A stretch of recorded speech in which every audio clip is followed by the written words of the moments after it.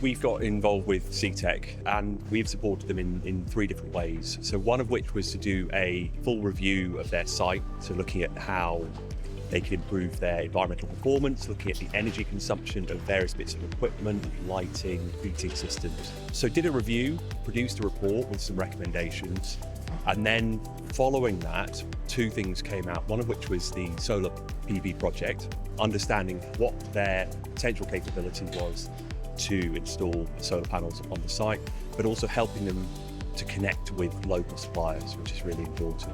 At that time, there was a scare about the cost of energy. Worst case estimates of 85 pence a unit, so saving money was part of it. And then, of course, social responsibility, just generally trying to decarbonise the business over time. We also looked at a compressor project. We were able to provide a grant fund for that as well. So that was to do with replacing an older fixed speed compressor with a variable speed drive unit. So saving energy, improving the overall performance of the business. We started working with Green Economy at the end of 2023, and they came up with a list of potential MCS certified suppliers. We were introduced to CTEC by the Green Economy in April 2024. We were then shortlisted and eventually won the contract, which was placed in August 2024. So we've supported CTEC by analysing the consumption data from the site and modelling that against various different sizes of solar PV system that the roof could accommodate. There are options to expand that system as well, which will future-proof the site even further as electrification of heat and electrification of vehicles and transport increase the site base load in the future. Once we gave the order to Perfect Sense, they gave us a start date, which they stuck to. They gave us a duration of the job and an amount of space needed in the car park, which they stuck to.